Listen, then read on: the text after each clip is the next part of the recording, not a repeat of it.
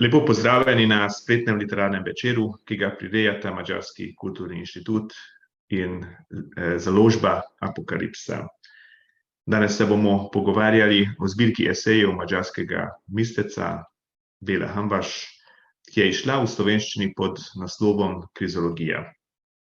V virtualnem prostoru je z mano Gabriela Gal, literarna prevajalka, ki je prevedla omenjeno zbirko, Primož Repar, pesnik, esejist, prevajalec in urednik založbe Apokalipsa, in pa Janko Rožič, arhitekt ter filozof. Najprej naj se vam zahvalim, da ste se našemu vabilu odzvali. Moje ime je Bence Šaroši, sem kulturni sekretar na Madžarskem kulturnem inštitutu in danes se bom preizkusil v vlogi moderatorja. Spletni dogodek bo predvidoma trajal 1 uro.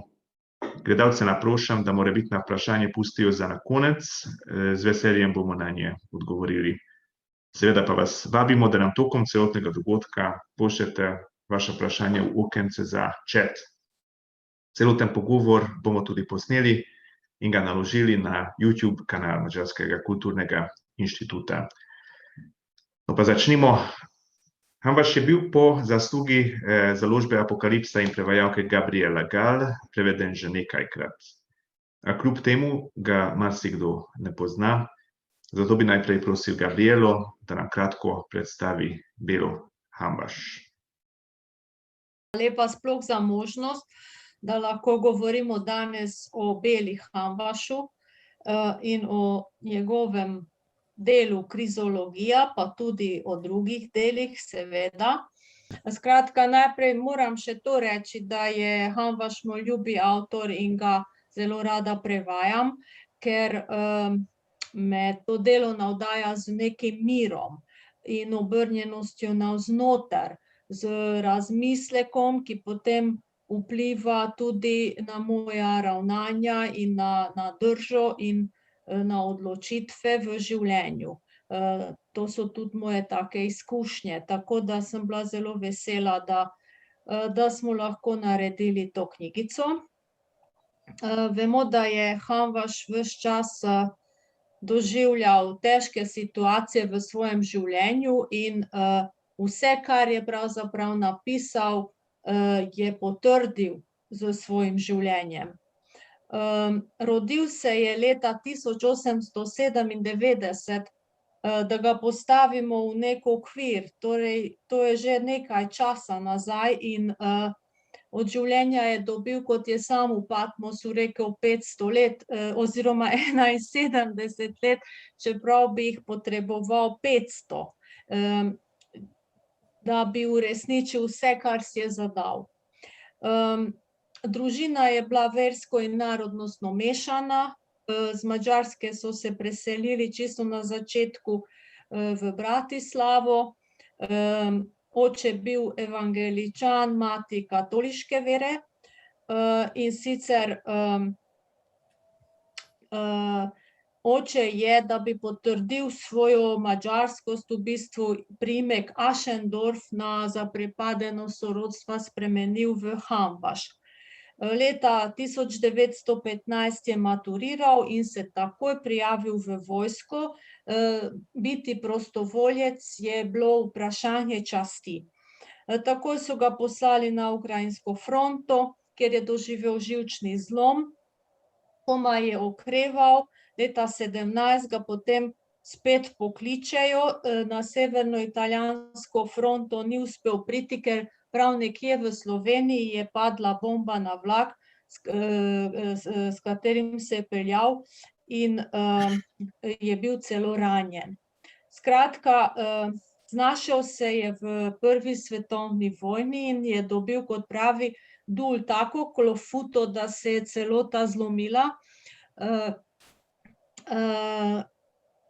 Saj je videl, da je tu kriza in je vojna in ljudje se koljejo, in tudi on je preživel te bombne napade in vse grozote in to globoko zavedanje o krizi. In takrat je spoznal, da to zavest o krizi ima lahko samo zato, ker je v njem tudi zavest o enem. in ve za enost in to, kar je tukaj, to gotovo ni to. In poiskati mora, kje se je stvar zalomila. Skratka, ravno s tem se začenja ukvarjati tudi v tej knjigi, to izpričuje skratka to njegovo iskanje. Vse to je povzročila skratka prva svetovna vojna, ko se vse zamaje in ni več gotovosti, ta negotovost, kar je bistven element krize.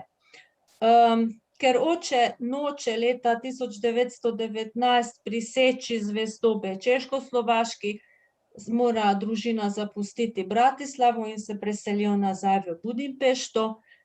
Bela je študiral madžarski in nemški jezik, zanimalo ga je marsikaj, hodil je na medicinsko fakulteto, pa na konzervatorij.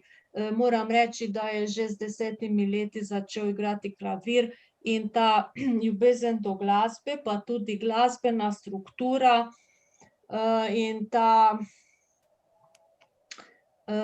ne vem, glasba se odraža skratka tudi v njegovem pisanju.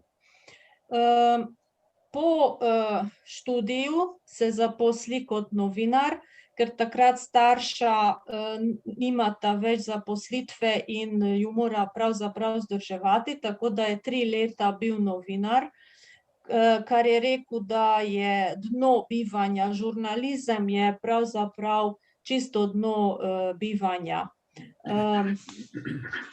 V tem času je spoznal tudi svojo prvo ženo. Že na medenih tednih se je izkazalo, da nista za skup, 7 let sta sicer vztrajala, potem sta se pa ločila. No, njegovo pomembno, bistveno obdobje se začenja 28., ko se zaposli kot knjižničar v knjižnici glavnega mesta. Svoj čas je preživljal v knjižnici in, kot pravi Dul, ni delal drugega, kot raziskoval krizo. Skratka, zaradi česa je ta kriza.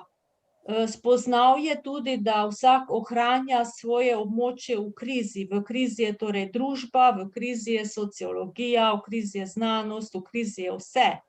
Toda Hamvaš pravi, da to vse je v bistvu univerzalna kriza, ki jo imenuje verska kriza.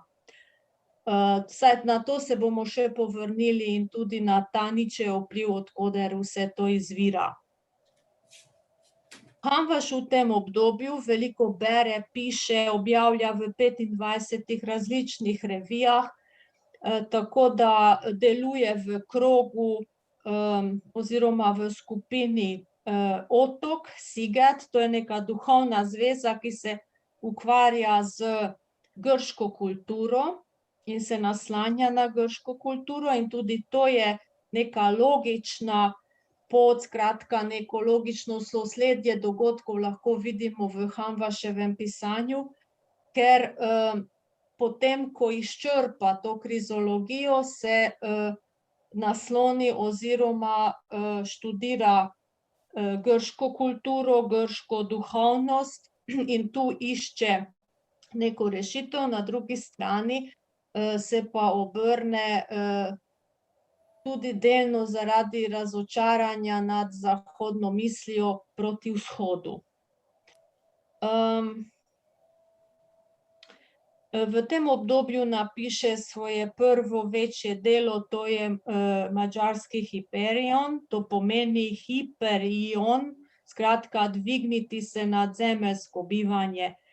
37. takrat v bistvu, ko so ti eseji, ki so objavljeni v naši knjigi, že napisani, se poroči s Katalin Kemény. Ona je profesorica madžarskega in francoskega jezika, umetnostna zgodovinarka iz Transilvanije, judovskih korenin. Ona je bila v bistvu prava duhovna sopotnica, ki jo je iskal. Med drugo svetovno vojno, od 1940 do 1944 so ga 3-krat poklicali v vojsko. V bistvu je tudi na koncu 44. Pobegnil in se nekaj časa skrival, še preden se je vrnil domov. V tem času od 43 do 44 napiše svoj veliki esej, v bistvu začetke sciencie sacres, svete znanosti oziroma svetega znanja, ki odpira njegovo drugo ustvarjalno obdobje. V tem delu se ne pojavlja vojna, osupljivo je, kako se noče ukvarjati s trenutno situacijo prostora in časa, ampak je popolnoma zaljubljen v skupni temelj svetovnega univerzuma. Prva objava zavesti o enem se namreč pojavi prav v tem delu Scientia Sacra.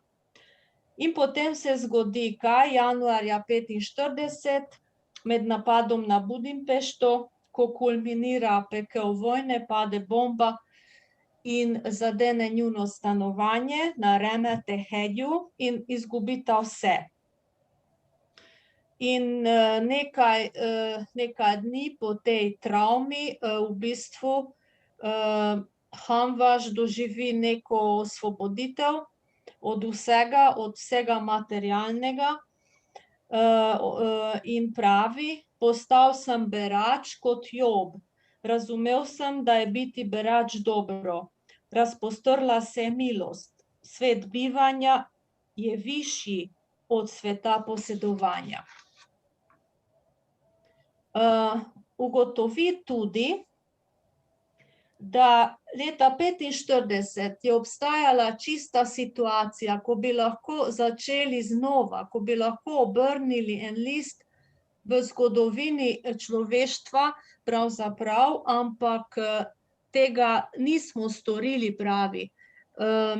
Ko smo stopili iz kleti na svetlobo, se je spet začelo enako dogajati, kot je bilo prej. To pomeni, da je nekdo segel v masni čeber drugega, ugriznil je v njegov kruh od marmelade, ukradel je tu, ukradel je tam nekaj, kar je lahko, in vsi smo počeli enako, tudi jaz, je rekel, tudi jaz sem to počel.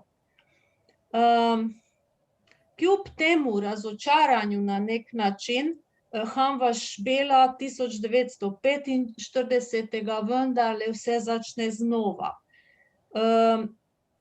Ureja knjižno zbirko z naslovom Majhne študije univerzitetne tiskarne in se spet v tem času obrne k javnosti. Celo obišče Đurđa Lukača, ki je bil takratni kulturni komisar in ga povabi k sodelovanju, ki to seveda odkloni. Napiše v počitniški hiši na Blatnem jezeru najbolj prevajan in najbolj znan esej Filozofijo vina. Tudi to delo imamo v slovenskem jeziku, založba je bila Kut France Prešeren, urednik pa Goran Janković. Piše o ateizmu, o tem, da brez vere ni možno živeti.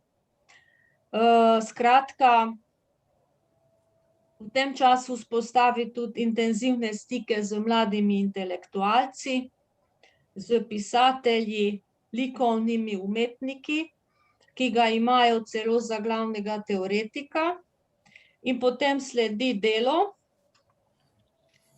skupaj z ženo Revolucija v umetnosti, abstrakcija in nadrealizem na Madžarskem, ki je še lahko izšlo leta 1947, kjer pravi, da imaginativni umetnik je tisti, ki vidi, natrga površino stvari in prodre do njihovega skrivnega smisla.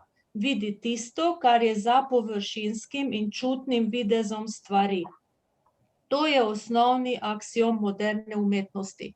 Seveda se ta aksiom zelo bije z aksiomom socialnega realizma, ki ga zagovarja Rakoševa vlada in Đörđ Lukács, ki napiše kritiko tega dela, grobo kritiko, Hamvašu pravi celo fašist. In v imenu objektivnih kategorij socialnega realizma potem v bistvu Hamvaša onemogoči, uvrsti ga na B-listo, to so nezaželjeni politično oporečni pisatelji, prepovedani pisatelji, in skratka od jeseni 48, to je potem 20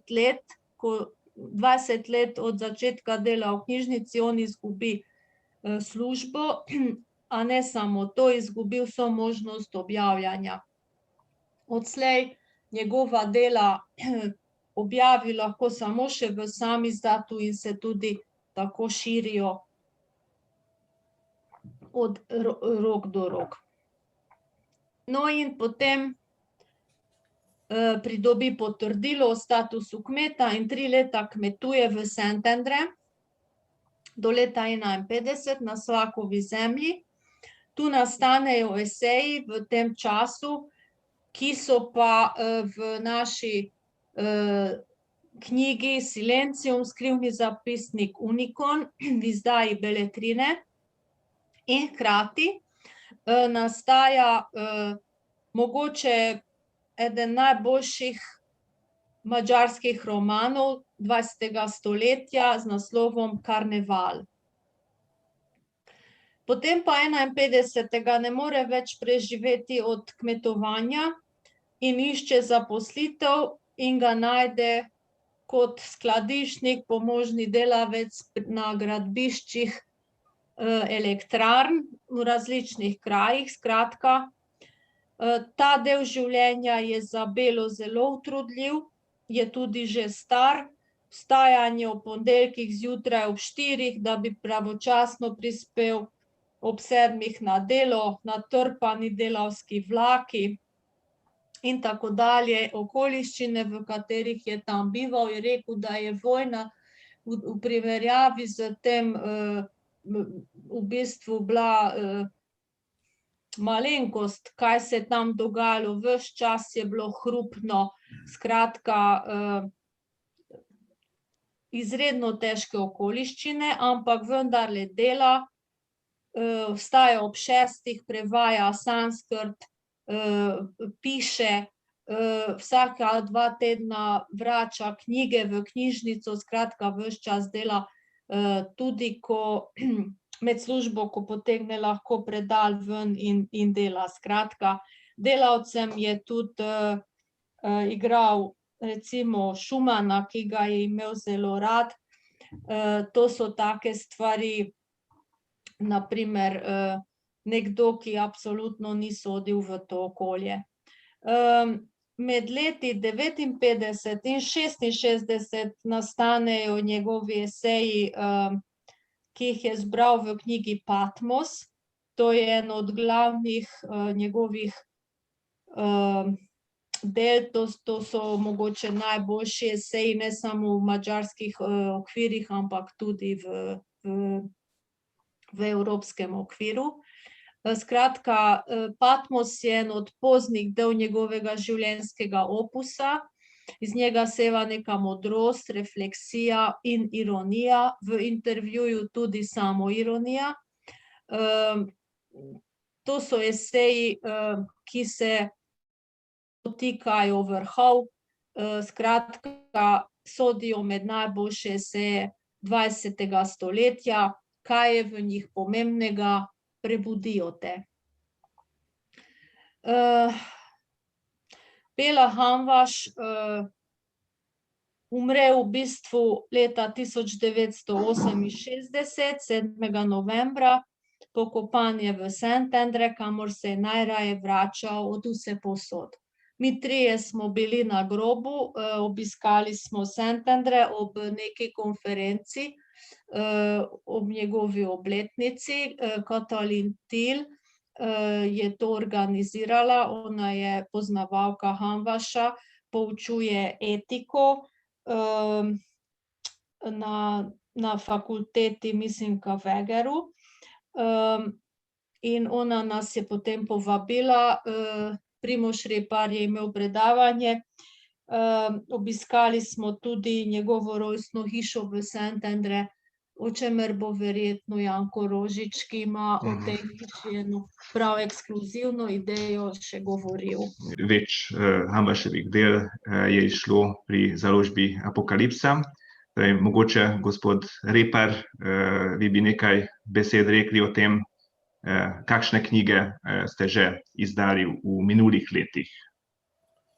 Ja, predvsem torej gre za veliko Hamvaševo delo, Patmos, ki je sicer izbor, ki je nastal po smrti, ampak mislim, da je nekako dosti ključen za to, ta njegov celovit uvid v premišljevanje o stvarnosti in neki duhovni resničnosti, za katero Hamvaš gre, in za avtentičnost, pristnost človeka v svetu. Patmos že simbolno nakazuje kot neke vrste pismo iz eksila, in pa na drug način, seveda iz tradicije vemo, da z otoka Patmosa naj bi Janez teolog oziroma bogoslovec pisal Razodetje. Razodetje je pa tudi eden ključnih, recimo, pogledov oziroma eden ključnih pojmov, iz katerega Hamvaš izhaja. To je kar veliko delo, tako da je šlo v 2 knjigah, leta 2010 in 2012, in mislim, da tudi pričujoče delo Krizologija, ponovno izbor, za katerega skrbijo na Madžarskem po Hamvaševi smrti, zelo dobro dopolnjuje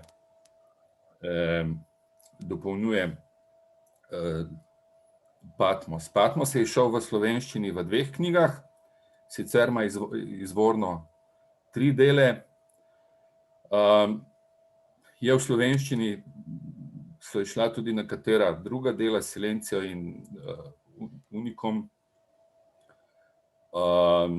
pri Študentski založbi, in pa Filozofija vina pri založbi Kud France Prešeren, ki žal več ne deluje. In mogoče v zvezi s tem bi povedal, da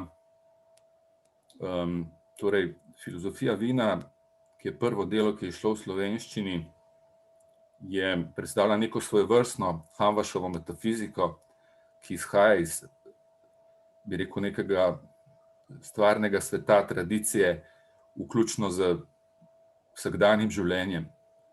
In Hamvaševo iskanje tega izvornega stanja človeka, ki pač njegova teza je, da ga je v zgodovini izgubil, je pač z vidika človekovega življenja v tistem najbolj prvinskem smislu, tudi ki se tiče običajev, če hočemo, tudi na primer prehranjevanje in tako naprej. Mislim, da je to nekaj edinstvenega, da ne poznam nikogar, ki bi kaj podobnega naredil. V Unikornu pa je tudi seveda ena dimenzija, ki govori o Božjem kot tisti veliki skrivnosti, ki je pravzaprav na nek način neuvidna in neujemljiva. Zdaj, krizologija pa se giblje pač na nekem polju temeljnega človekovega odločanja med krizi, verjetno bo Janko kaj tudi o tem povedal, se pravi, kot neko človekovo razpetost v neki temeljni situaciji, ko se mora bistveno odločati, in pa katarzo kot nekim trenutkom, kjer se božje in človeško pravzaprav pokaže v trenutku in samo v trenutku lahko doživi neko očiščenje. Pravzaprav je pa to proces, ki ga človek, ki išče pristnost in globino, v katerem je človek pravzaprav vse življenje.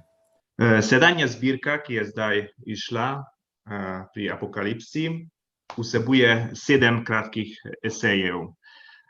Kot je rekel gospod Repar, osrednja tema je kriza, vendar se pojavijo tudi druge teme, kot na primer osamljenost, čas in druge teme, ki so bile takrat sodobne in so morda tudi danes zelo aktualne. Kaj bi vi osebno izpostavili pri tej zbirki? Kaj se vam zdi pomembno izpostaviti? Mogoče gospod Janko, če bi povedali svoje mnenje. Ja, hvala za besedo in hvala za povabilo.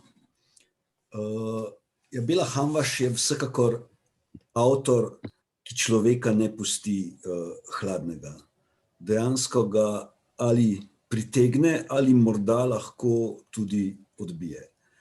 Gre morda za tisto njegovo ključno naravnanost do sveta, ki ne prizna, da je svet, čeprav v svojem jedru, v nekih, rečemo, posebnih trenutkih izrazito kaotičen, pa vendarle za posameznika, ki v njem biva, se smisel v bistvu ne more do kraja raztrgati in Hamvaš, glede na svojo težko mladostno izkušnjo, rečemo, ko se tako rekoč kot maturant, v bistvu odličnjak, prostovoljno vključi v Prvo svetovno vojno, čuti dolžnost, da gre braniti domovino in potem v tem apokaliptičnem času neposrednega doživetja fronte ukrajinske, tako kot je Gabriela že povedala, doživi na nek način ta svoj zlom, ki je pravzaprav za njega, se mi zdi, izjemno pomembno stanje, iz katerega celo življenje v bistvu poskuša na nek način pokazati, pravzaprav kje in iskati tisto temno točko, kje se je v civilizaciji zalomilo, da je ta apokalipsa brez razodetja tako rekoč sploh možna.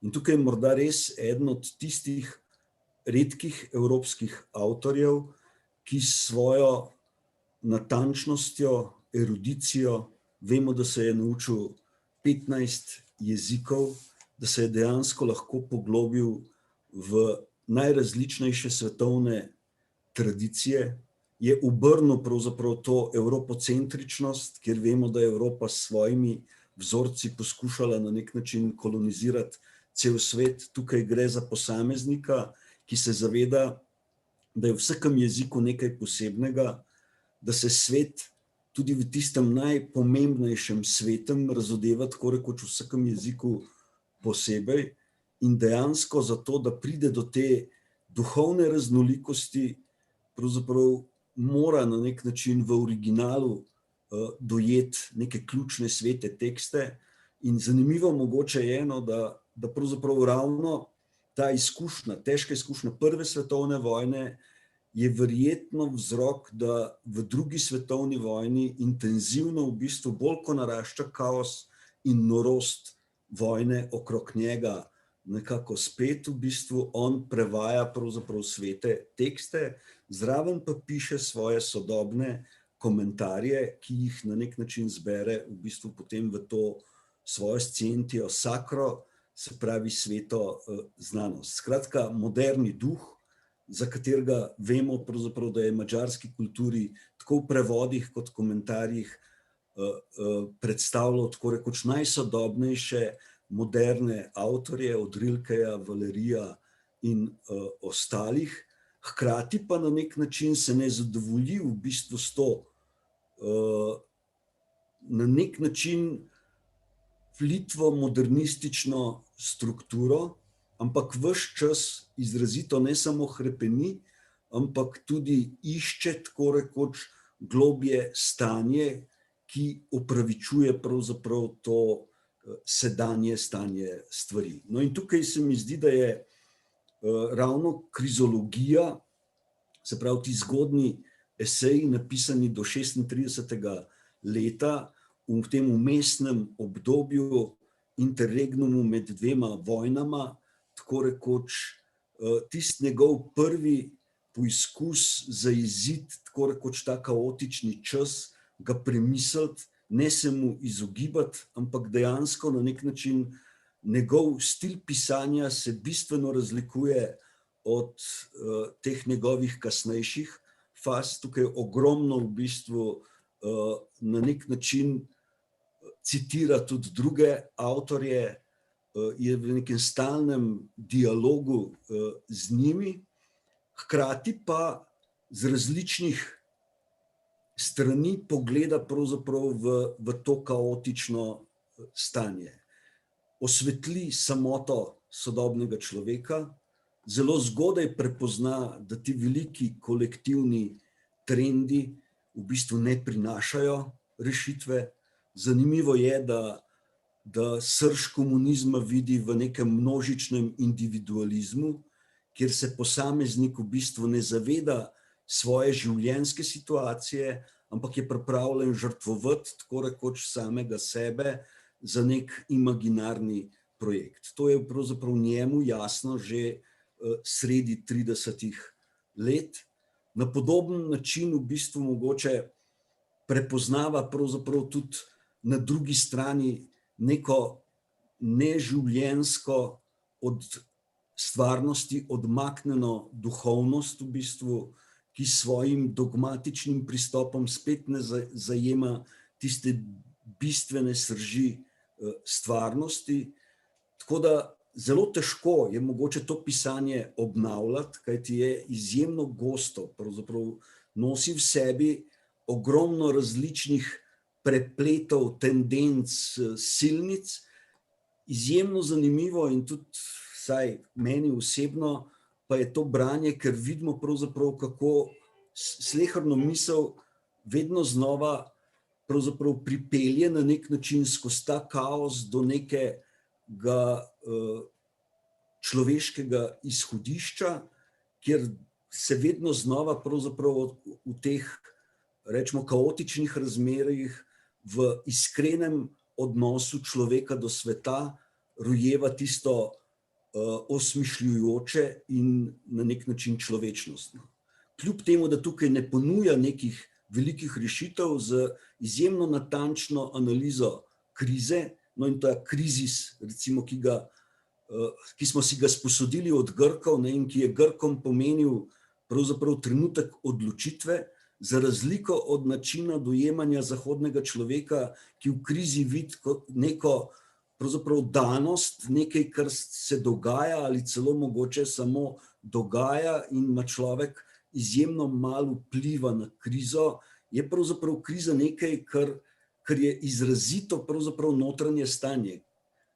Hamvaš sam pove, da je dolga leta iskal tisto temno točko zunaj, pa je na koncu ugotovil, da je pravzaprav znotraj njega samega in da tukaj človek pravzaprav največ lahko naredi, ko se uravna tako rekoč s svetom, ki ima v sebi neke ključne, tiste vsebinske svetle nastavke. Zato se mi zdi, če pa še enkrat, da je uvod v Hamvaša pravzaprav skozi krizologijo mogoče tisto, kar človeka pripravi na to, da tudi kasneje to njegovo, rečemo, iskanje nekega živega absoluta skozi, rečemo, moderno, skoraj da znanstveno ukvarjanje z religijskimi temami v Scientii Sacri in potem to, kar je omenila že v bistvu Gabriela, potem njegovem, tako rekoč, povojnem času, ko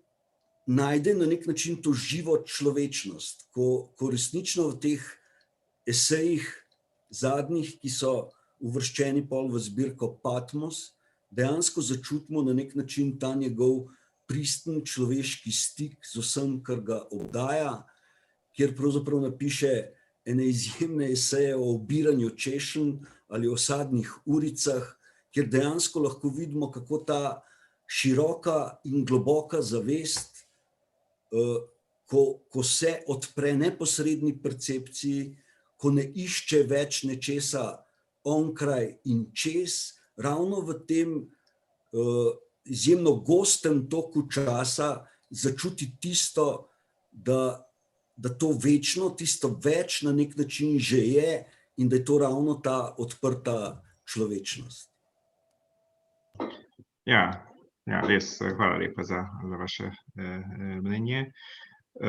Ste govorili o krizi, da je to osrednja tema. Meni je to bilo zelo všeč, da krizo se dojema tudi kot osebno krizo, ki mogoče v življenju vsakega od nas pride enkrat ali pa večkrat, in tudi na ravni cele kulture se ta kriza razume. Dovolite mi, da preberem en citat, to se mi zdi ključen citat, kar se tiče cele zbirke. Po vsem tem se moramo vprašati, kakšna je zavest modernega človeka, če ni verna.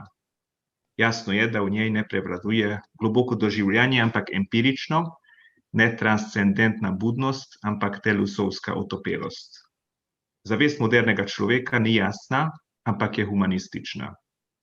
Nima nadnaravne prevzetosti, nima univerzalistične drže, ni kozmično bitje.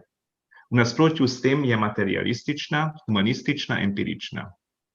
Iz te drže izvira vse, kar je moderno. Koristoljubje, tehnokracija, socializem, gospodarska orientacija, na denarju grajena duhovnost. To so vzroki krize modernega svetovnega nazora, moralne, socialne, gospodarske, državne in družbene krize. Jaz mislim, da v tem delu je povzetek njegove misli, kar se tiče krize. In to mi je bilo najbolj pomembni del mogoče v teh besedilih. Jaz mislim, da je tisto delo iz ene strani delo svojega časa, torej ga lahko razumemo, če razumemo kontekst 30-ih, iz druge stvari pa je nekaj aktualnega, ki se tudi lahko danes razume. In vas vprašam, gospod Repar, kot založnika, zakaj ste se odločili, da izdajate prav to zbirko esejev? Ja, torej, naša, bi rekel, filozofsko ali pa esejistična naravnana zbirka Out prav izhaja iz, recimo, te bivanjske naravnanosti, tudi v enem širšem smislu, ne samo pač tem, kar se v tem trenutku dogaja. In ena od stvari, ki je izjemno pomembna ravno pri Hamvašu, je to, da poziva k prebuji, človeka k prebuji. In mislim, da je izjemno aktualen, recimo, če govorimo o krizologiji, ker na nek način opozarja k temu, kar danes izginja, vzajemnosti med posameznikom in skupnostjo, k neki ponovni vzpostavitvi tega.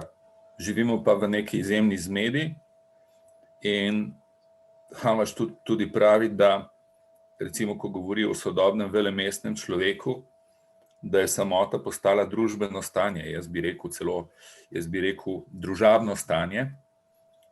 O tem sem tudi pisal knjigo v zadnjem letu. In iz tega nerazumevanja človeka, svojega lastnega stanja, izhaja tudi pač frustracija, ali pa Nietzsche bi rekel resentiment, kjer potem pride do izključevanja in tudi človek izključuje samega sebe s tem, ko nima kritičnega odnosa do lastnega sebstva. Posledično pa se čuti tudi ogrožen pred sleherno pripadnostjo oziroma jo čuti kot negativno. To, kar ste pa navedel, se pravi o tej duhovnosti krize, ne, bi se pa lahko navezali celo na neko množično histerijo, recimo. To celo v tej situaciji te, recimo, krize, zdravstvene krize, kot jo zdaj doživljamo s covidom, se tudi lepo kaže. In tukaj prihaja do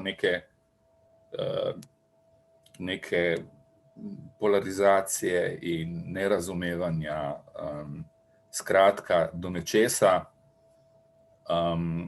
kjer Hamvaš tudi kaže eno veliko kvaliteto, namreč seveda je metafizični mislec v tistem smislu iskanja bivanjske globine in najglobje človečnosti,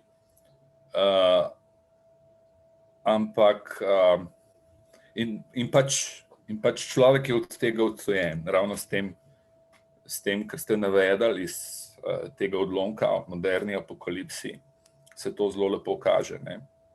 In tukaj tudi ta humanizem sodoben je zelo površen, ki seže najdlje, pa še to bolj v smislu parole, ne pa neke stvarnosti človekovih pravic in tako naprej. In v tem smislu bi celo lahko rekli, da je Hamvaš pač na to površnost ne pristaja. V tem smislu bi celo lahko rekli, da bi lahko celo govorili o antihumanizmu.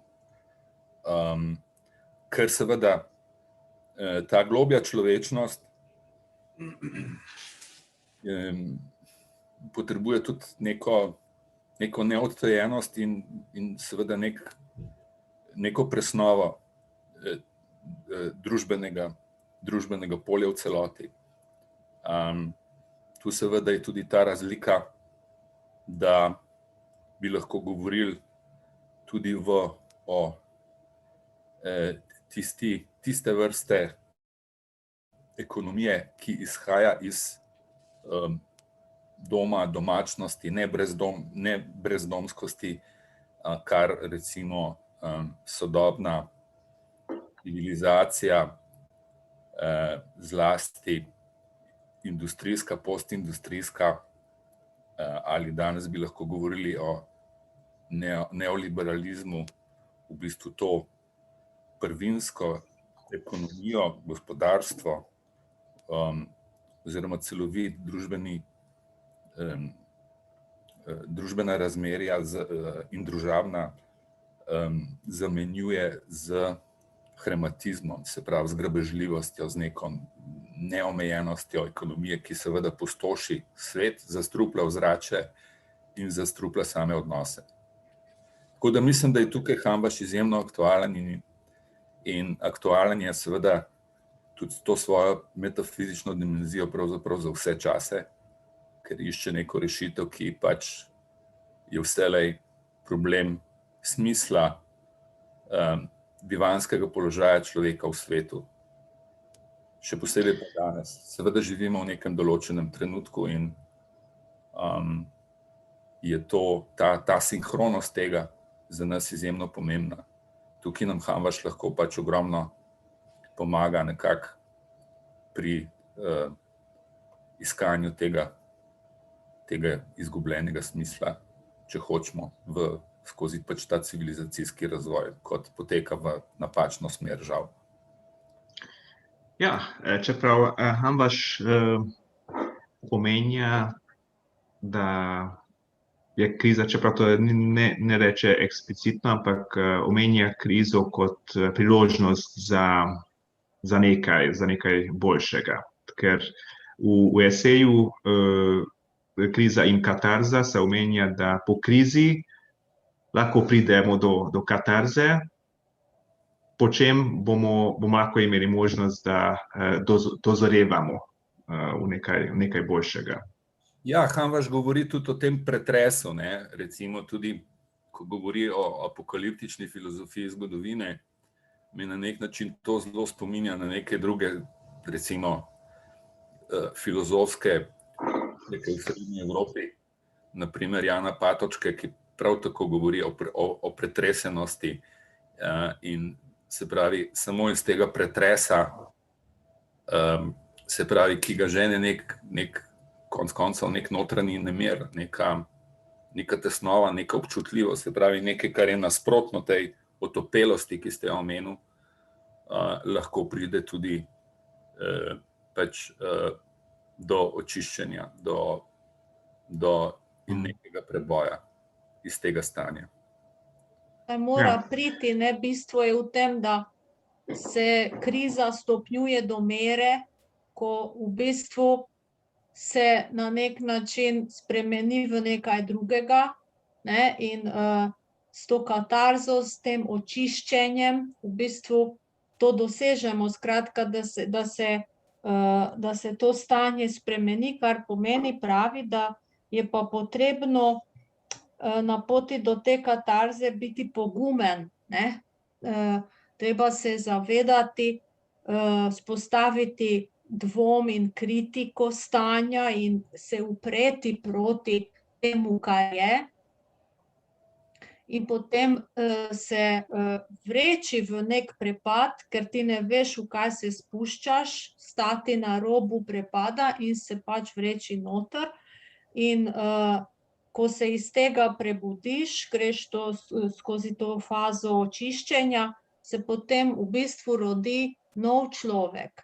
In v zgodovini, kjer je postala kriza univerzalna, to je tudi ena od tez Hanvaša v tej knjigi, da doslej v zgodovini do moderne krize, kot jo imenuje, so bile krize parcialne, oziroma so se tako dojemale. Razlika med krizo danes in med temi prejšnjimi krizami je v tem, da se te krize človek zaveda, ta zavest človeška o tej moderni krizi je pomembna ugotovitev in da je ta kriza vseobsežna. To ni samo na gospodarskem področju, če vzamemo obdobje, ko je knjiga nastajala recimo 1929, veliki gospodarski zlom, ne, takrat so samo o teh stvareh pisali, da ni bančnega kritja za stvari. V bistvu Hanvaš ugotavlja, da je pa univerzalna in ni kritja niti za besede, v bistvu besedam ne sledijo dejanja, skratka, ni kritja niti za dejanja. Tu se začenjajo bistvene stvari, o tem se je treba pogovarjati. Kdaj se je to razlomilo, kdaj se je to zgodilo, ko ne moreš več besedi verjeti, in pravi, da moramo iti v zgodovini nazaj 600 let pred Kristusom v zlati dobi, ko se to vse v bistvu razlomi in takrat iz enotnega bivanja nastane človeška zgodovina. In potem on išče rešitev v vrnitvi v ta čas, v zlato dobo, k izročilu, k izvornemu stanju človeka, ki se prav tu nahaja, in k obuditvi vsega vedenja, ki se v vsakem človeku skriva, ampak je na to pozabil oziroma ga je potlačil zaradi vseh teh demonskih sil in vse te zgodovine, ki se dogaja. In sploh tega stanja, te vednosti ne more vzpostaviti na horizontalni ravni, ampak na metafizični. Ne na zgodovinski, ampak na metafizični ravni. In zato ta kriza, tako kot ugotavlja Nietzsche, ker ta knjigica je v bistvu zelo pod vplivom Nietzscheja. To je treba povedati, da zelo veliko stvari črpa iz njegovega dela Volja do moči. Saj o tem delu ugotavlja tudi, da je v bistvu to najkompleksnejša krizeologija, ki je bila do njegovega časa napisana. Da nobeno delo v bistvu tega dela ni preseglo in ugotavlja, da je kriza verska kriza. In o tem bi morali mogoče razpravljati, kako recimo moja dva sogovornika oziroma ostali, ki poslušajo to, kako to razumejo. To se mi zdi pomembno, ker pravi Hamvaš, sam še trenutek, da verska kriza je duhovna kriza, je kulturna kriza, je vse, vključuje vse. Ja, lahko sam dopolnil bi. Nietzscheja, ne, samo Nietzscheju gre za neko diagnostiko, naprimer, ki jo Hamvaš sprejema, ne, ampak mislim, da je klep treba poudariti tudi vpliv Kierkegaarda. Absolutno. In tukaj kompleksno, posebej pa knjige Dve dobi, ki jo tudi imamo v slovenščini pri nas od 2018. Namreč zakaj Kierkegaard? Ker če Nietzsche daje neko diagnostiko dobe, ki je neavtentična, pač izhaja na nek način iz krščanstva, ker krščanstvo kot neko tradicijo, neko izročilo Hamvaš gleda zelo specifično, ne? Tako da se to celo ujema s tem, kar si ti rekla, 600 let pred našim štetjem, čeprav krščanstva še ni bilo, ne? Ker on v krščanstvu vidi pač neko zgostitev celega duhovnega izročila, vključno s predkrščansko duhovnostjo, od hindujske, kitajske, iranske, grške, hebrejske, a ne? Kierkegaard pa je tu pomemben iz dveh vidikov za Hamvaša. Eno je, ker Kierkegaardov pogled na krščanstva ne diagnosticira, ampak v bistvu išče izhod iz te krize duha, ki je izhod vedno z dejanjem, s predanostjo dejanju in z nekemu dejanju, ki izhaja celo z nekega najglobjega upanja celo proti upanju. Se pravi, gre tukaj za eno korenitost, ne samo v smislu diagnostike, ampak v smislu recimo delovanja, nekega izhoda. To je ena stvar. Druga stvar je pa ta, zakaj pride do tega. Pride tudi zaradi nekega duhovnega razcepa, ne?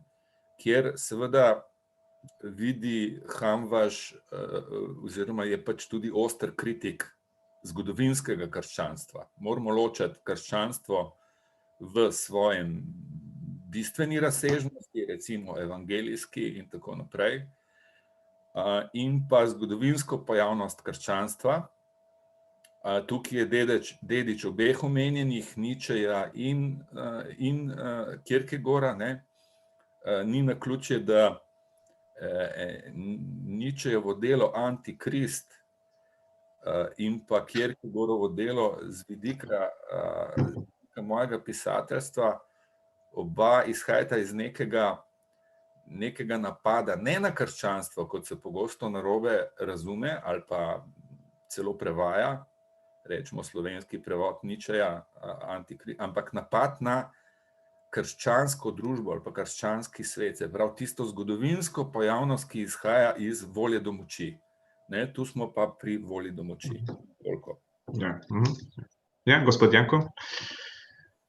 Ja, zdi se mi, da Hamvaš tukaj pravzaprav ni sprejel tega neposrednega Nietzschejevega napada, v bistvu, ki se dotika predvsem vrednot, ampak išče globje in se zaveda pravzaprav, da je ključen problem res v tej podstati duhovnega stanja, tako da tukaj se mi zdi, da nihilizma sodobne civilizacije pravzaprav Hamvaš ne vidi kot neko trajno stanje, ampak pravzaprav slabo stanje trenutnega sveta. Zato uperi to svojo, rečemo, presežnostno človeško intelektualno sposobnost v iskanje tistih temeljev, čeprav recimo lahko 600 let nazaj, ampak na ta način, da se ne vrača v ta čas, ampak odpira prostor v trajanju sodobnega časa za zavest v bistvu vrednot in ključnih usmišljujočih stanj, ki sodobnega človeka vendarle lahko vrnejo v neko bolj harmonično stanje v odnosu do sveta, kljub kaosu in izjemno težkim osebnim razmeram, ki jih živi. Vidimo, da je mogel pravzaprav človek, ki je bil v vrhu največje madžarske knjižnice, ki je verjetno eden najbolj organiziranih bralcev poleg Borgesa, pravzaprav, kjer mu je mogoče, rečemo, ta objektiviziran knjižničarski sistem služil, da se je razgledal tako rekoč po vseh pisanih virih sveta. To, kar danes v bistvu z lahkoto dosežemo, tako rekoč preko interneta, to je on pred, rečemo, slabimi 100 leti pravzaprav sam sebi na nek način organiziral, podobno kot Borges v tem svojem iskateljstvu, hkrati pa na nek način ne pristaja na zgolj filozofskost filozofije in znanstvenost znanosti. Tukaj ves čas s svojo človeško pričujočnostjo poskuša pravzaprav te raztresene na polja človekovega udejstvovanja postaviti na nek skupni imenovalec, v bistvu ta potreba za celovitostjo in to njegovo, tako rekoč, ne odstopanje od tega, kaj celota v sebi lahko nosi, kajti smisel na nek način se nikakor ne more doseči skozi fragmentarnost, ampak skozi na nek način ta naš celovit občutek v bistvu za celoto, v bistvu tako kot na nek način celota, ki celi.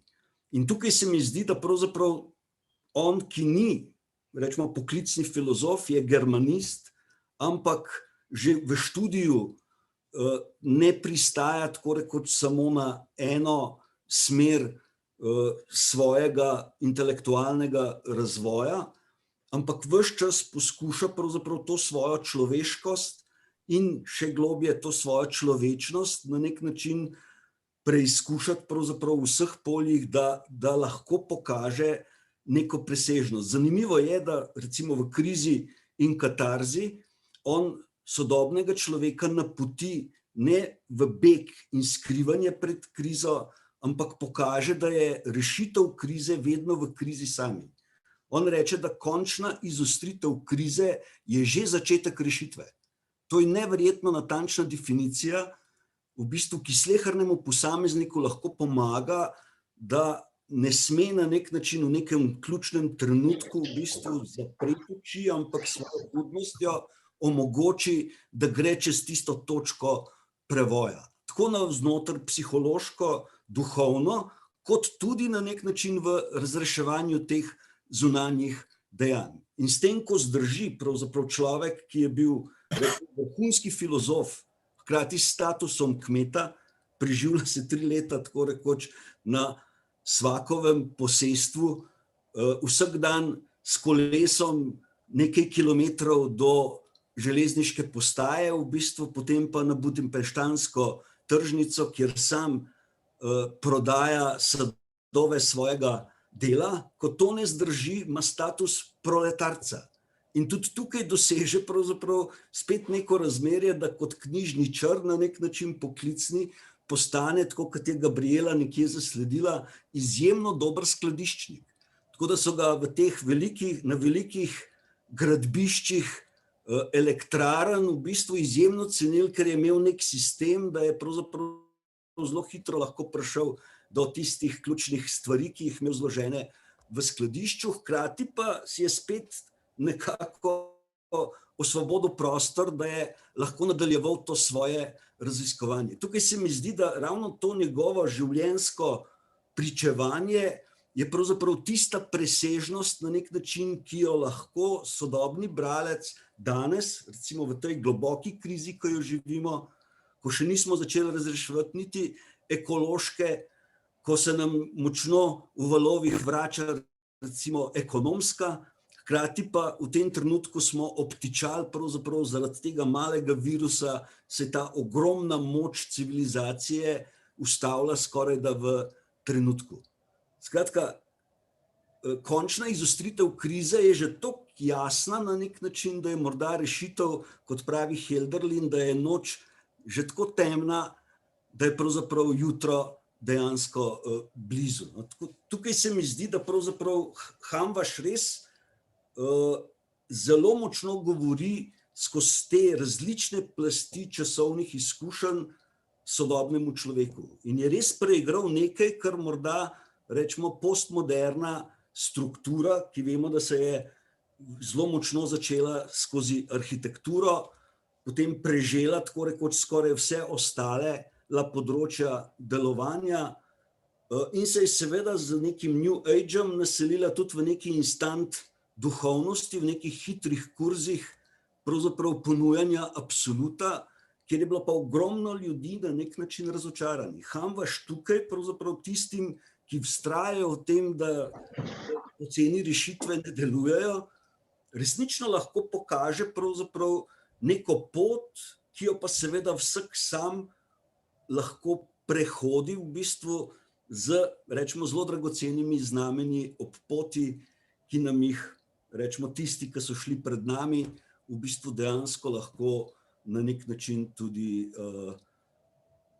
predstavijo. In tukaj je Hamvaš resnično en samohodec v bistvu po brezpotjih sveta, ki je dejansko svojo življenjsko izkušnjo in s to svojo širino in globino resnično pravzaprav v evropskem merilu pokazal en tak izjemno klen, pa hkrati čvrst človeški pristop.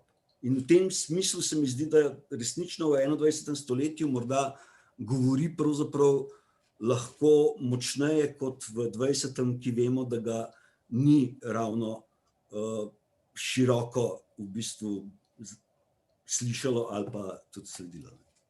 Ja, in zanimivo je to, da je on opisal krizo in katarzo ne post factum, ne?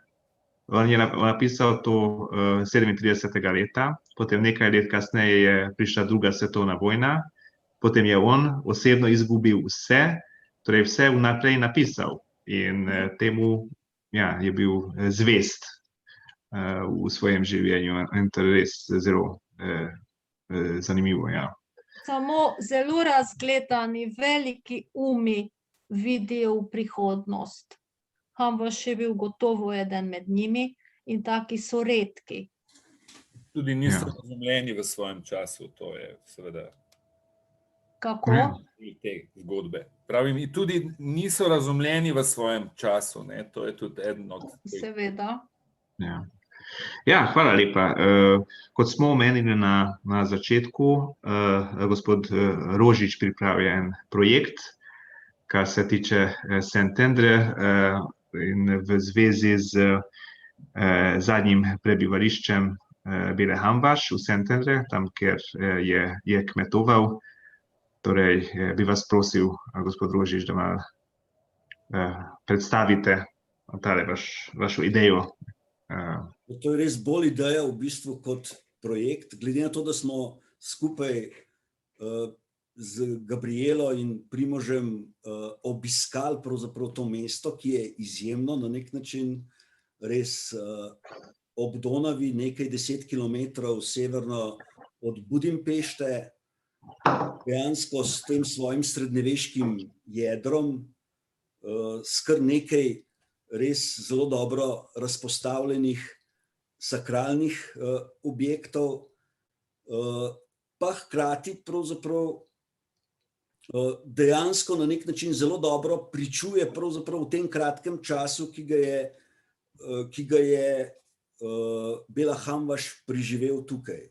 Kajti nekaj 5-6 kilometrov stran je ta hiša v obznožju enega hriba, v bistvu z velikim vrtom, in dejansko bi bilo prijetno izjemno zanimivo, no, če bi te sledi, ki so v Szentendriju še izjemno, rečemo lahko sveže, če bi se to pravilno med sabo povezalo, naredilo neko pot, v bistvu, kjer bi se tudi mogoče neki ključni odlomki ob stvarnih znakih ob tej poti tudi razporedili. Zanimivo je, da v Szentendriju živi gospa, ki je zbrala njegovo zapuščino. Ta je izjemno lepo pravzaprav urejena in to samo čez ulico v nekdanjem župnišču, v bistvu ob glavni župni cerkvi, v taki okrogli sobi so njegova omara v bistvu z knjigami, potem postelja, delovna miza.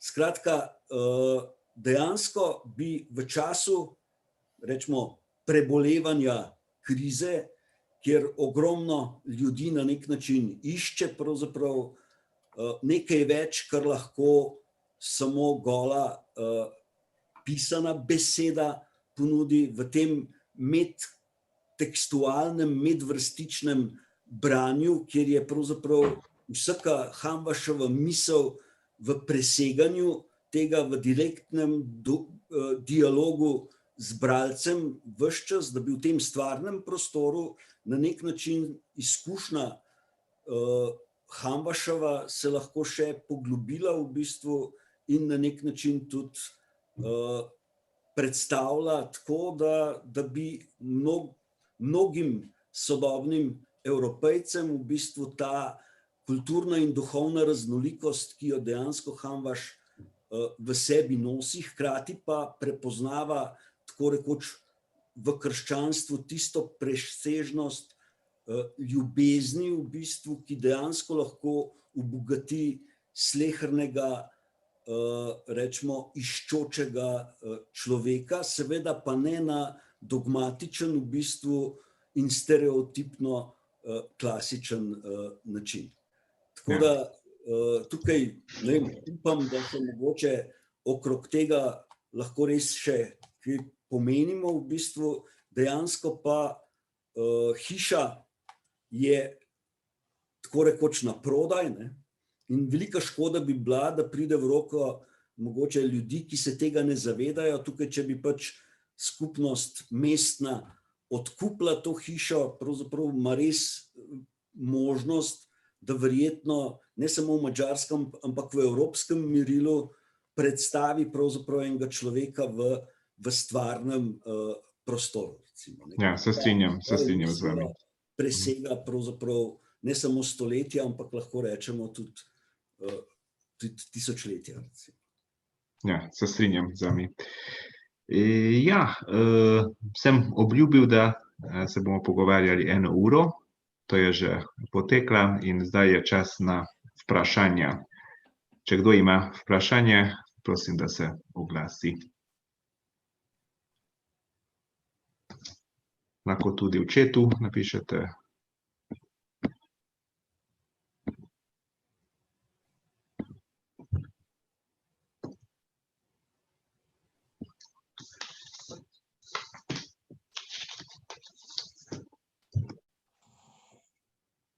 Ni vprašanja?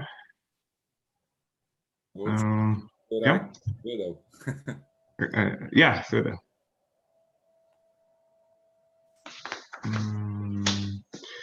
Lahko prijavim? Ja, seveda. Meni ne dela kamera, ne vem kaj. Prav, da me ne spusti varuh zraven. Pač bom pa sam govoril. Malce prebiral sem Hamvaša, sicer samo Patmos, ne poznam te nove izdaje zaenkrat, ne. No, Patmos je zanimiv zato, ker je veliko člankov po drugi svetovni vojni nastalo, se pravi, že reagira na situacijo socializma, ne, predvideva seveda zlom socializma, od kapitalizma in vsega, ne, predvsem, kolikor sem ga razumel, zato, ker misli, da je to vse skupaj civilizacija in kultura, ki je zgrajena na neki eksistencialni laži. In na množičnem prilagajanju tem eksistencialni laži, ne. Zdaj, tisto, kjer je on najbolj eksistencialno zavezujoč, je, da to ni, ta prilagajanje ni toliko posledica pritiska in strahu, ampak pravzaprav laži vsakega v nas samih, še preden pride do strašenja, takega ali drugačnega, ne. Mi sami, vsak za sebe, smo nekje podlegli, recimo temu, neki bistveni odtujitvi. To je, nisem tista odtujitev, o kateri Marx govori, ampak ena duhovna odtujitev. In zato, ker smo temu podlegli in to sami v sebi zamaskirali, smo pripravljeni se vdajati takemu ali drugemu koruptivnemu sistemu, pa naj bo kakorkoli, naj bo katerikoli izem, ideologija in tako ona tukaj tudi seveda religijo seveda šteje zraven tako za eno koruptivno zadevo.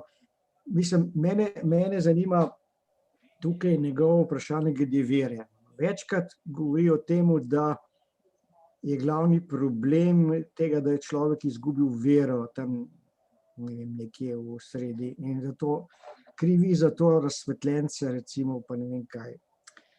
Po drugi strani se pa na mnogih mestih sam kritično obrača do vere, ne, do naivne vere, ideološke vere. Zdaj je vprašanje, kaj je pod to vero. Se mi zdi, da tukaj on ni prišel dovolj daleč, se mi zdi, ne. In tu se mi zdi en problem tudi pri njemu, iščem namreč tisti del v knjigi, kjer o tem govori, mizerija. Zdaj pa ne bom našel, samo moment.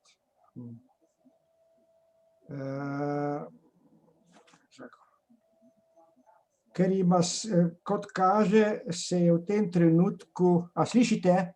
Ja. Se je v tem trenutku popolnoma nemogoče dogovoriti z velikimi družbami in ustanovami, vključno z osebami zadnjih 400 let. Ker pa ima vsak svojo sveto laž, v imenu katere iz dneva v dan prelaga izpeljavo korenitih posledic, ki sledijo zaradi nezmožnosti dogovora, svojega življenja ne preda, ampak se dela, kot da nekaj čaka. To je sakralno pričakovanje zapuščenosti od resnice. Odprta zaostritev nasprotja zaradi odsotnosti dogovora zamuja. Človek celo to, da se ne dogovori, samo zato, ker se oklepa življenja, skrije in hoče pridobiti vsaj še kakšen dan in še en dan, kot obupan general, ki so ga že obkolili, toda še vedno verjame, da se je zgodilo nemogoče. Seveda sveta laž večinoma ni sveta, ampak koruptna in pričakovanje ni sakralno, ampak potuhnjeno skrivanje, v kakem zapečku človek se ne oklepa življenja, ampak lizike in tako dalje. Skratka, gre za neko seveda kritiko vere tukaj, nekakšne vere, ne. Zdaj vprašanje, kaj je zdaj tisto, kar ima on pozitivno v tem, ko pravi, zapustili smo vero, to je glavni svet in najti moramo ponovno vero. Kaj naj bo zdaj vera, ki ne bi bila v tem smislu ideologija oziroma lizika? Ja, gospod, nisem našel odgovora pri njem na to vprašanje. Morda gospod Repar lahko odgovori. Ja, saj nekaj od tega. Recimo, na začetku tudi te krizologije v tem prvem eseju Ars Poetica, da in tudi ne, Hanvaš prvič govori o bivanju kot dogodku. Tukaj je tudi izjemno sodoben, oziroma ali pa če hočemo padanju. In tukaj tudi je temeljno, bi rekel, dialektičen v tistem heraklitskem smislu. In po drugi strani bi lahko govorili pa tudi pri njemu o neki dialektiki antagonije. In tukaj bi spet pač na eni strani imamo se pravi prvinsko religijo ali pa religioznost, potem imamo pa neko zgodovinsko podobo. Ne. Oziroma ta zgodovinska, ne samo podoba, ampak ta zgodovinsko, recimo on govori o zgodovinskem krščanstvu, pač pade v to zanko institucionalizacije. Čeprav seveda to je tudi, bi rekel, dialektično, ni zdaj on proti vsakršni institucionalizaciji, seveda. In pač pravi, da se je religija že zelo zgodaj usmerila zoper lastni izvor, ne, in je začela gojiti v bistvu sovražni odnos konec koncev do lastnega izvora. In to tudi zaradi strahu pred tem, o čemer je Gabriela rekla zdaj univerzalna kriza. Ne? In kaj se potem zgodi? Pač človeštvo nekako pade, zdaj pa v smislu sodobnosti ali pa zadnjih, to, kar si ti rekel, zadnjih 400 let ali mogoče tudi manj. In tukaj pač govori potem o nekem znanstvenem pseudorazumništvu. Ne? In zdaj kako iz tega preprosto pač vrnitev k temu, tej izvirni evangelijski obliki, recimo vere, če govorimo o krščanstvu, ki ga konec koncev vidi kot nek vrh in tudi neko podlago. Sej, kot sem že rekel, v bistvu celo vidi kot neko dopolnitev vseh teh religioznih izkušenj, velikih religij in velikih izročil, pravzaprav, ki so predzgodovinska v tem smislu. Ne, če govorimo od hinduizma, seveda tudi hebrejske vere, pa vse do, ne vem, izročila konec koncev tudi iranske religije, kitajske in tako naprej. Grške seveda, zlasti predsokratske misli. Tako da v bistvu zavest se nekako uzavestiti to stanje, zavedati se tega uničenja, te neke podlage, neke podstati, tako kot tudi na nekem osebnem smislu gre za kritičen odnos do lastnega sebstva in ne se ustrašati tudi te globine, ker skozi globino, skozi največjo, bolj ko se spuščamo globje, večja je tudi tema. Ne? Brez te teme ne moremo priti tudi do svetlobe. Ne? Pač tukaj je tudi izjemno dialektičen v tem prvinskem smislu. In kaj nas pa tukaj najbolj blokira? Nas pa strah. Strah je pa tudi vir potem vsake manipulacije. Ne vem, toliko na kratko. Ja. Hvala, gospod Rožič, ste želeli kaj povedati?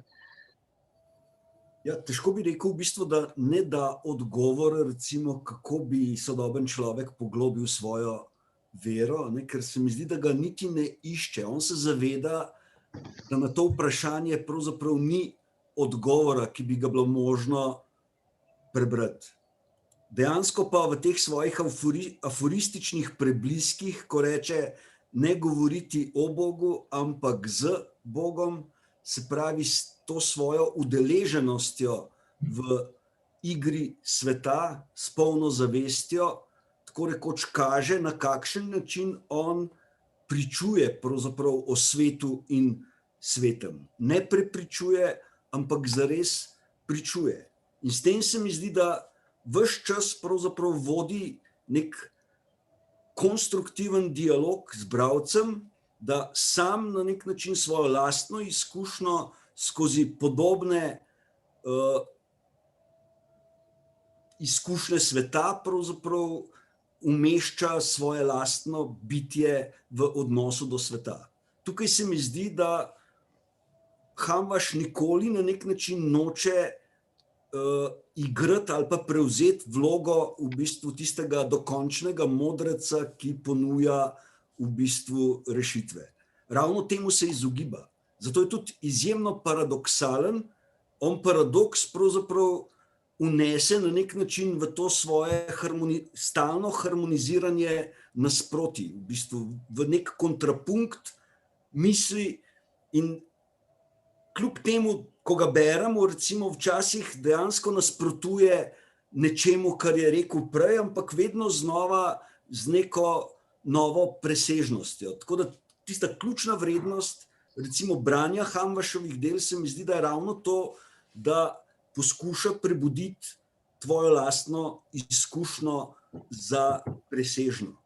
In hkrati pa v preteklem, recimo meni osebno, je izjemno zanimivo, da išče problem vojaškega nastopanja in da prepoznava v viteštvu na nek način res globok problem, ne samo tako rekoč, rečemo tega krščanskega, srednjeveškega stanja, kjer sveto si nadene vojaško podobo, ampak gre v bistvu dosti globje. Zanje je recimo že Buda v bistvu preveč viteški. On išče pravzaprav neko globje duhovno stanje, iz katerega je človeštvo tako v skupnem kot v posamičnem na nek način bilo vrženo. Zdaj lahko rečemo, da je to pravzaprav metafizična predpostavka, ampak v tem naboju in preigravanju pravzaprav nekih, rečemo, tako rekoč ne več živih stanj, skrepenelih form v bistvu pokaže nekako tisto lesketanje še živega. In tukaj se mi zdi, da slehernega posameznika lahko nagovori, da pogleda pravzaprav, kje se v njegovem življenju, v krizi, ki jo doživlja, v bistvu tudi on sam na nek način svet odpira na tak način, da to krizo lahko preboli. No, in tukaj se mi zdi, da Hamvaš res izjemno dobro pričuje pravzaprav o svojem času in seveda s tem, ko tudi pravi, nor je, kdor ne stavi na večnost. Tukaj morda res ne gre samo za to, da se minevanju, se pravi temu stereotipnemu dojemanju časa, ki ga vedno znova zmanjkuje in ki ga v minevanju merimo samo do končnega odhoda, pridoda pravzaprav to trajanje na nek način, ki dejansko ima nek zadržek v bistvu s kulturnim pogledom časa, ampak še tisti presežek, ki pravzaprav poveže na nek način skozi časovno tudi vse tisto, kar prostorski fenomeni v sebi nosijo. To prostorčasje, pravzaprav, ki se ga skozi to njegovo gosto, včasih pesniško govorico, dejansko zna prepoznati kot nek akord sveta, v katerem se odpira še nekaj več, v bistvu tisto svetlo in na nek način tudi sveto. Tako da tukaj se mi zdi, da bi bilo težko, mislim, če bi nudil več, bi bilo preveč, ker bi prepričeval, ne pa pričeval. In tle se mi zdi, da se naveže na nekaj tistih ključnih avtorjev 20. stoletja, med katerimi saj jaz osebno v bistvu prepoznavam recimo tudi to Kocbekovo rečemo zavračanje tega, da bi se ga prepoznali samo kot pesnika, čeprav je bil izjemen v tem svojem pesništvu, ampak na nek način predvsem kot človeka, ki pričuje, ki tanko čuje in pričuje. In tukaj se mi zdi, da Hamvaš resnično v bistvu res lahko govori na nek način vsem nam, ki v tem trenutku na nek način prebolevamo pravzaprav to krizo sveta in krizo v sebi. Ja, hvala lepa. Jaz bi pa, če bi mi dovolili, bi profesorja Uleta vprašala, kako on razume to prvo laž, ta proton psevdos, o čemer govori Hamvaš, ker mene to silno vznemirja, namreč ta zadeva. Kako si to razlagate? Ja, seveda, tukaj je tudi precej metafore, ne? Ja. Ampak on sam se tukaj na več mestih poživa na Böhmeja, ne? Ja. Ne, na to dvojnost v samem božanstvu, rečemo, ne? Namreč Bog, kolikor je svetov, kolikor nastopa v svetu, je že demoničen. Ne? In samo Bog v tistem, ne bi rekel, na potencialno svetnem stanju presega demonično, svojo lastno demoničnost. Ne? Čim se pa izgubiš v svetu, te energiji, ustvarjalnosti, pa že v demonu. In človek, ki je Adam prvi, ne, ko je bil ustvarjen v tistem v tej praluči, tako postavljen svet. In njegova napaka, greh, kakorkoli že to rečemo, ne, je bila v tem, da se na neki točki, ne bi rekel razvoja, karkoli že je, dogajanja, nekako obrnil v drugo smer, da je podlegel temi zapeljivosti, moči, energije, svetnosti, ne? Temu rekel, demoničnemu v samem Bogu, potencialno demoničnemu. Ne? In se ni, pa to samo ni problem, tudi to je, rekamo, Bog pričakoval, da se bo to zgodilo. Tisto, kar je bilo na nek način nepresenečenje, ampak kar ni bilo,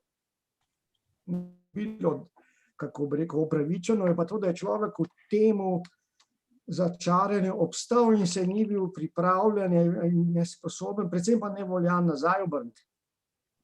Dobro, ti se pogledaš, kako je užitek, kaj je žur, kaj je temu. Ne? Tega se ne da izogniti. Celo moraš iti skozi to, da lahko prideš do svobode. Ampak da se potem v temu izgubiš sebe in predvsem pa to svetlobnost, to prastanje, to pa je tisto, ki potem pomeni laž bivanja in vse sranje proizvede, ki ga imamo še vedno znova. Ne? To se mi zdi glavna zadeva. Ne? In meni se zdi, res ne vem, nisem bral njegovih tekstov, kjer bi on karkoli govoril o Jezusu, o njegovem križanju in tako naprej, temu se zelo izogiba. Ampak, kakor jaz razumem, je edino logično v temu, da Jezus podoživi še enkrat, oziroma vso to stanje in v tem smislu vzame vse človeško nase.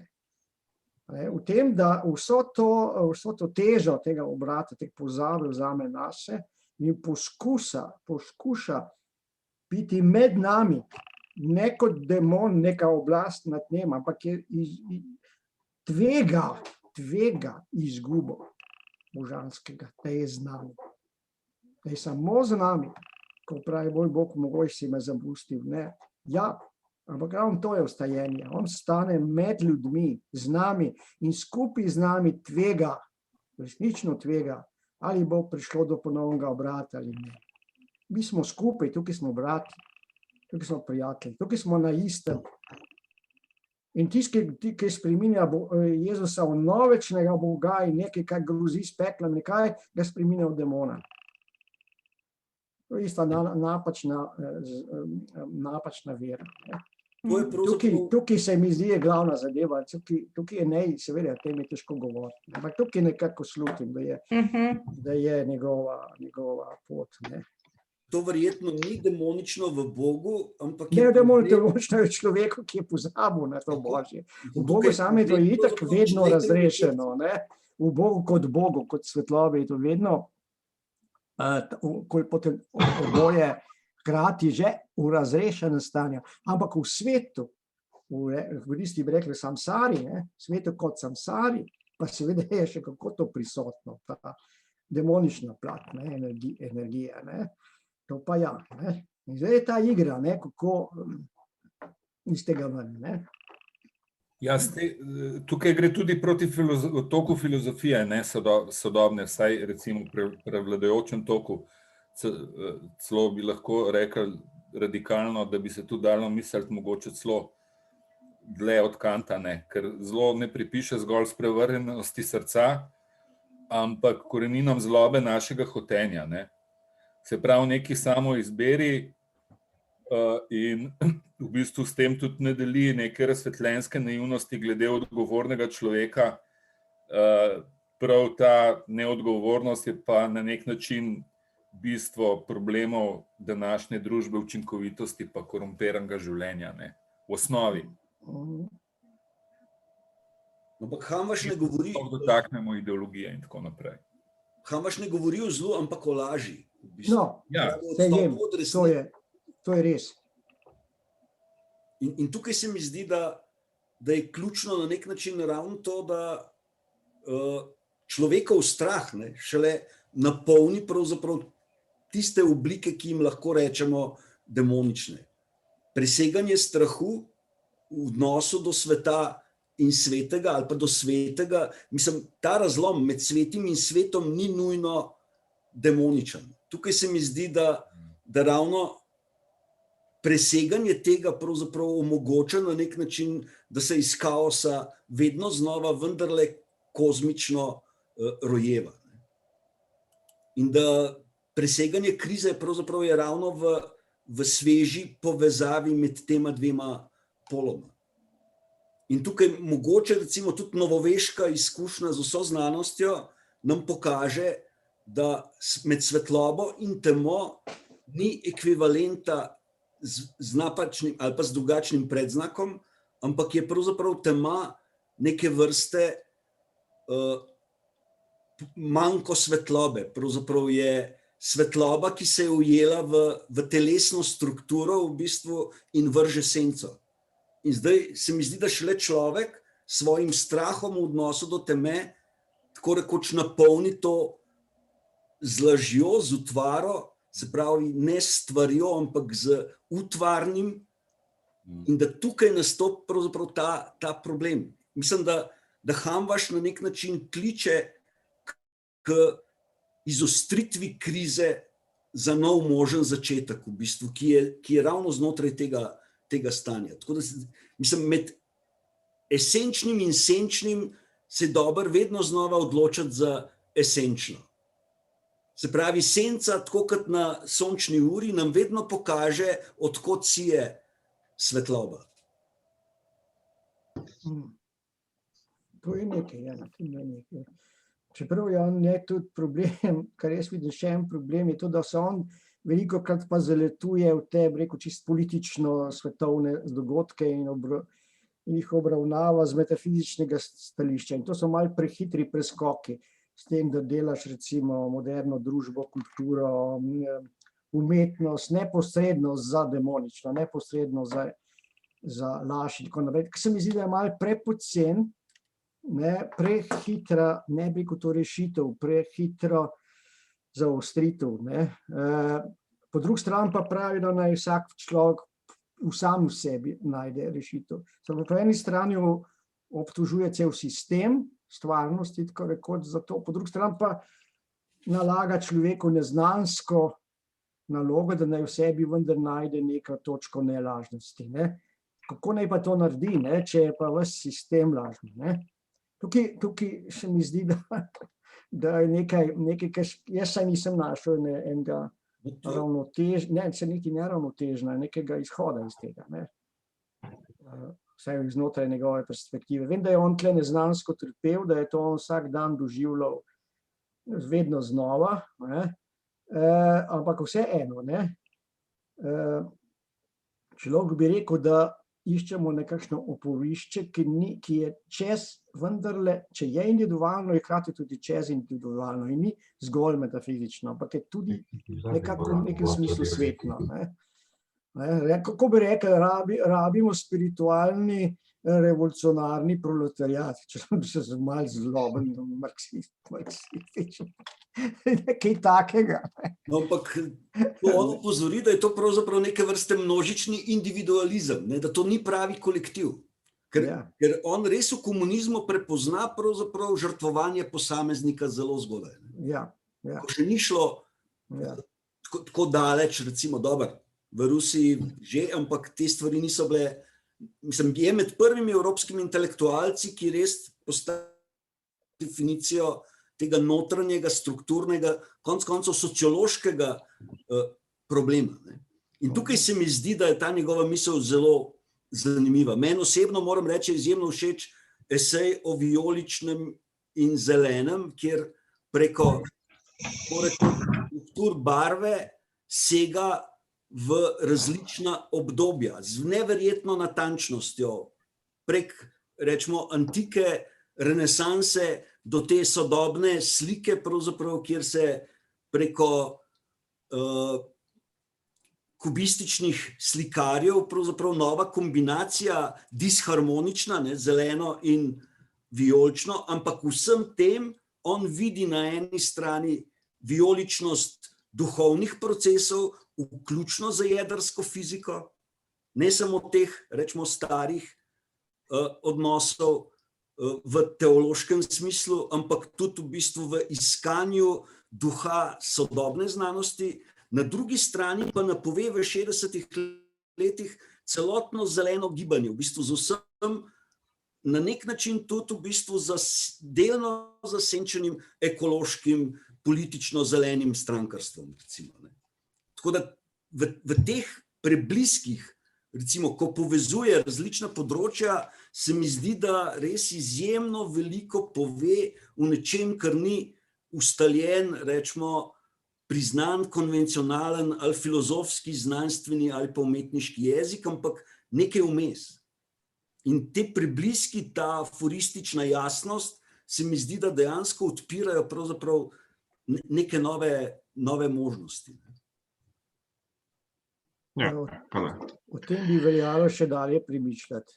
Ja, mogoče sem to, Andrej, ne? Ja. Misle glede hitrih sodb,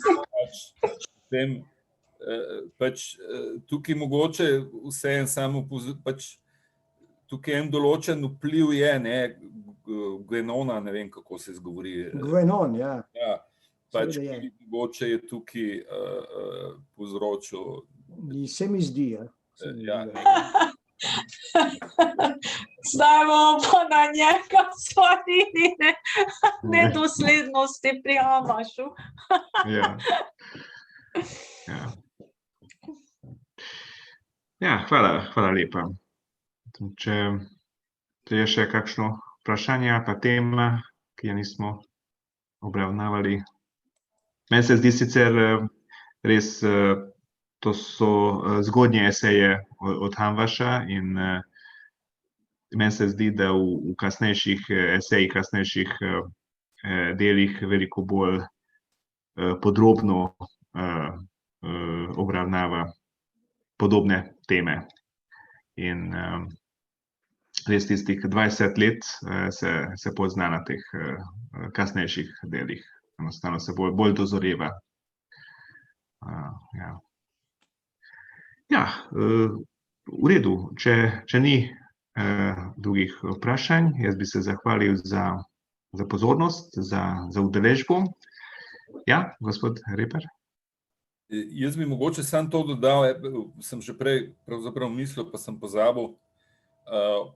Opozoril bi, da s Hamvašem smo se kar nekaj ukvarjali, ne samo knjižno smo imeli, ampak recimo že 2010, ko je bila tudi, to je spet madžarsko-slovenska povezava, ko je bila Peč Evropska prestolnica, kulturna prestolnica in pa Ljubljana svetovna prestolnica knjige, smo imeli kolokvij o Hamvašu in Kocbeku. Ta srednjeevropska povezava se mi zdi pomembna.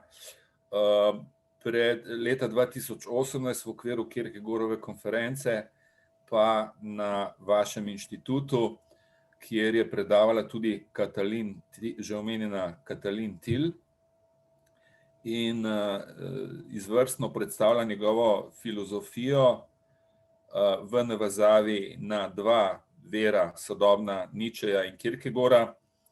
In ta esej bo šel v nekaj dneh v zborniku besedil, predavanj, delavnic z te konference 2018 oziroma simpozija 2019, tako da vabljeni k branju tam tudi lahko dobite en pogled filozofski v Hamvaša, ki je lahko ploden potem tudi za branje njegovih del. Ja, hvala lepa. Torej še enkrat, Bela Hamvaš, Krizologija in založba Apokalipsa. Če bi bili v našem inštitutu, bi vas vse povabil na kozarec ali pa 2 madžarskega vina. Žal v virtualnem prostoru to ni mogoče, ampak upam, Zdaj da bomo se ta... prisiljeni piti slovensko vino, vidiš, to je. Ja, doma. Ja. Ja. Ja. Ampak upam, da se ta pogovor nadaljuje tudi v našem inštitutu in se bomo še videli v živo, če bo te krize konec.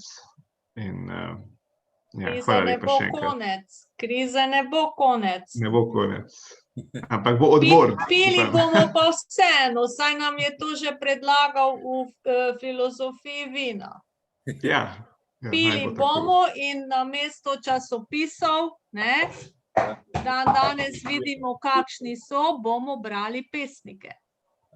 Naj bo tako. Ja. Ja, hvala lepa še enkrat za pozornost in se vidimo. Hvala vam. Angažman. Adijo. Hvala, nasvidenje. Nasvidenje.